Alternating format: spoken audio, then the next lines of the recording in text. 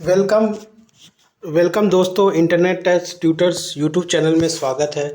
आज के वीडियो में हम आपको बताने वाले हैं कि जो एसक्यूएल डेवलपर का कैरियर बनाना चाहते हैं या डाटाबेस इंजीनियरिंग में जाते हैं, तो कुछ इम्पॉर्टेंट पॉइंट्स हैं, कुछ इम्पॉर्टेंट टिप्स हैं जो आपको ये प्रेजेंटेशन में मैंने डिस्प्ले किया है। तो ये इफेक्टिव टॉपिक है। तो आप जैसे क्रूड होता है, क्रिएट, रीड, अपडेट, डिलीट, और डाटाबेस ऑपरेशन के लिए, एडमिनिस्ट्रेटिव के लिए या आपको डेवलपमेंट वर्क के लिए, आप डीबीए हो या आप ऑपरेशन हो या डेवलपमेंट हो, क्रिएट, रीड, अपडेट और डिलीट ये ऑपरेशन होगा। लेकिन इसके अलावा आपको जैसे विंडो फंक्शन हो गया, स्टोर प्रोसीजर हो गया, ट्रिगर हो गया, ये सब आप जब सीखिएगा ना, उसमें इम्प्लीमेंट कीजिएगा पीएल एसक्यूएल का कॉन्सेप्ट, तो आपका अच्छा होगा। आपका जो एम्प्लॉयर्स हैं, जो आपके बॉस है, वो सब आपको मतलब एक तरह से प्रेज करें कि बंदा टेक्निकल चीज़ कर रहा है।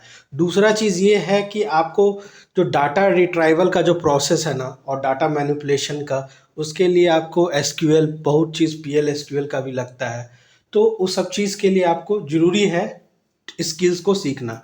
दूसरा चीज़ ये है कि आपको सेल स्क्रिप्टिंग लैंग्वेज जैसे पल हो गया, लिनक्स का हो गया, यूनिक्स का हो गया, पाइथन का हो गया, ये सब चीज़ आपको ऑटोमेट टास्क के लिए चाहिए। और आपका इफ़िशिएंसी, क्योंकि आजकल के युग में ना, आईटी सेक्टर के युग में सब लोग चाहते हैं कि मैन पावर को रिड्यूस करें, मैन पावर को, लेबर कॉस्ट को रिड्यूस करें और सारा ऑटोमेशन हो, जिससे कम रिसोर्स रहे और उनसे ज़्यादा काम वो जो है काम करे इफ़िशिएंटली ऑटोमेशन के थ्रू। तो आपको ऑटोमेशन सीखना इम्पॉर्टेंट है। आपको टेक्निकल स्किल्स ग्रो करने के लिए ये जो नई नई टेक्नोलॉजीज़ हैं उस पर आप सीखिए, प्रेजेंटेशन अच्छा दीजिए, क्योंकि आईटी सेक्टर में अच्छा प्रेजेंटेशन, अच्छा बोलना, ये सब भी इम्पॉर्टेंट है। लैंग्वेज पे अच्छा कंट्रोल, बोली में मिठास। और दूसरा है कम्युनिकेशन स्किल्स, काफ़ी इम्पॉर्टेंट है आपको बिजनेस नीड्स को। अगर आप समझ रहे हैं कि आप बिजनेस के प्रॉब्लम को समझ रहे हैं, बिजनेस की रिक्वायरमेंट को समझ रहे हैं, तो आप उनको कई बार जो होता है ऑपरेशनल डिपार्टमेंट में हो या डेवलपमेंट में, कहीं भी आप उसको कोई पोर्टल एप्लीकेशन बनाए तो बिजनेस को आपको समझाना पड़ेगा। तो अगर आप उनकी अच्छी से रिक्वायरमेंट समझ पाइएगा और आप जो टेक्निकल चीज़ को उनको नॉन टेक्निकल चीज़ में वो बता पाइएगा, उनको लॉजिक समझा पाइएगा, अगर वो सेटिस्फाई हैं तो आपको काम भी आगे मिलते रहेगा। क्योंकि आईटी इंडस्ट्री अगर नहीं, आपके काम से, मानो आपके लॉजिक से नहीं, मतलब वो सेटिस्फाई हैं, तो हो सकता है कि आपको आगे काम नहीं मिले। क्योंकि ये रिक्वायरमेंट यही है कि आपको इंड यूज़र को हैप्पी रखना है, उनका रिक्वायरमेंट को मीट करना है। तो इसके लिए आपको टेक्निकल चीज़ आते हुए भी आपको नॉन टेक्निकल वे में आपको बताना पड़ेगा। देखिए, आपको कोई भी जो डाटाबेस हो गया, जैसे आप क्लाउड का आजकल इम्पोर्टेंस है, फिर नो एसक्यूएल, बिग डाटा का टूल्स है। आजकल बहुत ज़्यादा डाटा, बड़े बड़े ऑर्गेनाइजेशन में बहुत ज़्यादा डाटा का वो नीड रहता है। तो ये सब आप टूल से अपडेट रहिए और कंटिन्यूअस लर्न कीजिए। कभी भी मैजिक हो सकता है, कभी भी आप ऊंचाई पे जा सकते हैं, कहीं आप, कभी बार आप नीचे पे जा सकते हैं। तो मेन है कि आपको कंटिन्यूअस लर्निंग करते रहना है। और आपका जो रेलिवेंट टेक इन्वायरमेंट, अब मानिए आपको ओरेकल के प्लेटफॉर्म में या आपको पीएलएसक्यूएल या पाइथन के आप डाटाबेस के प्लेटफॉर्म में है, तो आपको ये चीज़ पे ज़्यादा फोकस रखना, नया नया अपडेट्स रखना, और उसके साथ लिंक उस पे हम और भी क्या क्या टेक्नोलॉजी लगा सकते हैं, जिसके कारण मतलब ये हमारा और भी काम प्रोफेशनलिज्म में वो बने और लोग काफ़ी इम्प्रेस रहे मेरे काम से। तो आपको न्यू न्यू चीज़ सीखना पड़ेगा, चाहे आप कोई बड़ी ऑर्गेनाइजेशन हो, जैसे एचसीएल हो गया, इन्फोसिस हो गया, टीसीएस हो। तो वो सब देखिए, ट्रेनिंग पोर्टल पे अपने अपने कोर्सेज सब जो होते हैं ना, वो देते रहते हैं कि आप उस पर रिसोर्स, क्योंकि वो ऑर्गेनाइजेशन एंड स्टैंडर्ड जो होते हैं ना कोर्सेज सब, वो आपको वो बनाते हैं। तो वो चीज़ आप पढ़ सकते हैं। दूसरा ये चीज़ है कि आप प्रोफाइलिंग टेक्निक्स है, जैसे आप परफॉर्मेंस इशू एसक्यूएल क्वेरी में, जैसे आपका कई बार एप्लीकेशन स्लो हो रहा है, तो एप्लीकेशन को फास्ट करने के लिए, जैसे आप मानो कोई फाइनेंस वाले बंदे हैं, वो अगर मानो कोई कोई अपना वो ऑपरेशन का, फाइनेंस का कुछ काम कर रहे हैं, वहाँ पर एप्लीकेशन स्लो हो रहा है, जिसके कारण उनका काम अटक गया और वो टाइम पे नहीं हुआ। तो वो, या कॉमर्स वाले हैं, उनका टाइम पे नहीं हुआ, या सेल्स वाले उनका टाइम पे नहीं, तो वो कस्टमर का, तो एप्लीकेशन हमेशा फास्ट होना चाहिए। तो परफॉर्मेंस टेस्टिंग होना चाहिए। आज जो डेवलपर बनाते हैं तो परफॉर्मेंस टेस्टिंग होना चाहिए कि इंड यूज़र को परफॉर्मेंस कैसा मिल रहा है। तो उसके लिए परफॉर्मेंस ट्यूनिंग आप जो टॉपिक है वो सीखिए।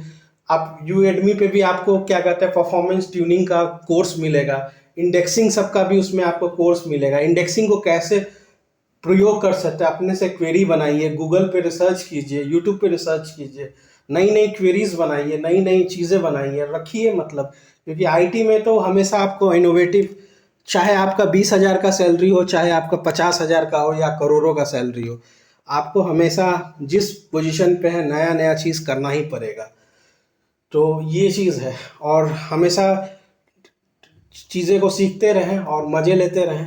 दूसरी बात यह है कि आपका जो डाटा है, आप जो डाटा मतलब डाटा का आप ऑर्गेनाइजेशन के डाटा पे काम कर रहे हैं, तो कैसे लीकेज के लिए करेंगे। तो बहुत सारे कंपनी वाले लोग फायरवॉल लगाए हुए हैं, या बहुत डीएलपी का जो होता है वो ईमेल पे लगा है, जिससे आप डाटा लीक नहीं कर सकते। अगर डाटा लीक लगाएं तो साइबर क्राइम हो जाएगा। तो ऑथेंटिकेशन के लिए वो लोग डाले हुए हैं कि ये बंदा अपने सिस्टम से वही डाटाबेस उसको एक्सेस मिलता है, उस पर मैनेजर रहते हैं, तो वो सब अप्रूव करते हैं, तो वही आपको जो है मतलब आप ऐड कर सकते। इंक्रिप्शन मतलब आप डाटा दूसरे को भेजते हैं, मानो एक दूसरे प्लेटफॉर्म को, जैसे आप फॉर एग्जांपल एससीएल में है तो आप एससीएल को ही भेज पाइएगा, अगर दूसरे को भेजिएगा तो वो पकड़ा जाएगा आपका। तो एक्सेस कंट्रोल भी आपको उतना ही कंट्रोल आपको दिया जाएगा जितना आपका काम है। अगर आप ऑपरेशनल वर्क में है तो ऑपरेशन का ही देगा, डेवलपमेंट में है तो आपको डेवलपमेंट का ही देगा, डाटाबेस एडमिनिस्ट्रेटर के हैं तो डाटा एडमिनिस्ट्रेशन का ही एक्सेस में। आप चाहिएगा कि हर चीज़ का हम डाटाबेस एडमिनिस्ट्रेशन का है तो डेवलपमेंट का भी हम कर लें, प्रोडक्शन का भी काम कर लें और सपोर्ट का भी काम कर लें, तो दिस इज़ नॉट पॉसिबल। मतलब हर आदमी का एक रोल एंड रिस्पॉन्सिबिलिटीज़ होती है, उस अकॉर्डिंग जॉब्स मिलती है। सातवां जो पॉइंट है कि आपको नॉर्मलाइजेशन क्या है। नॉर्मलाइजेशन आपका डाटा रिडक्टेंट नहीं होना चाहिए, डाटा एक पूरी स्ट्रक्चर वे में मैनर में होना चाहिए। तो उसके लिए आप और भी थ्योरीज पढ़ सकते हैं, लेकिन first form, second form, third form, fourth, fifth, BCNF जो भी है नॉर्मलाइजेशन की टेक्निक आप वो पढ़ सकते हैं। दूसरा बात है कि आप एंटिटी रिलेशनशिप डायग्राम और रिलेशनल डायग्राम है वो, रिलेशनल अलजेब्रा वो आप कर सकते हैं, जो एक एफिशिएंट और स्केलेबल डाटाबेस के लिए है। फिर आठवां पॉइंट ये है कि आप जैसे मानिए मतलब माई एसक्यूएल हो गया, एसक्यूएल सर्वर हो गया, पोस्टग्रेस एसक्यूएल, ओरेकल है, आप ये बहुत लोगों को देखिएगा कि बंदे सब सीखने लगते हैं हर चीज़, लेकिन जो स्किलनेस आपको एक ही लैंग्वेज में आएगा। तो एक चीज़ को पकड़ के रखिए, आपका जो भी डोमेन है उसमें पकड़ के, क्योंकि सब लोग आईटी इंडस्ट्री में यही मानेंगे कि आपका एक्सपीरियंस कितना है। आप ओरेकल का एक्सपीरियंस है आपको 10 साल, तो आपको एसक्यूएल सर्वर में नहीं लेंगे, उनको उस टूल के रिलेटेड एक्सपीरियंस चाहिए रहता है। तो आपको वही है कि एक चीज़ पकड़े रहिए, जॉब आपको करना है, आपको अपने फैमिली को देखना है, तो कोई भी इसमें माई एसक्यूएल हो गया या एसक्यूएल सर्वर हो गया या पोस्ट एसक्यूएल हो गया या ओरेकल हो गया, आप इसको चीज़ सीखें। दूसरा ये है कि आपको जो फोरम होता है, सोशल मीडियम फोरम जो होता है, जहाँ पर फेसबुक में हो या लिंकिंग पे हो या ट्विटर पे हो या जो भी गिट पे हो या जो भी ओपन सोर्स का जगह पे हो, वहाँ पर हमेशा एसक्यूएल पे क्या क्या नई चीज़ चेंजेस आ रही है वो अपडेट रहें, और अपने टीम को भी कहें कि वहाँ जाएं और एक प्रोफेशनलिज्म मतलब लर्निंग के प्रति वो एसक्यूएल डोमेन में लगाएं।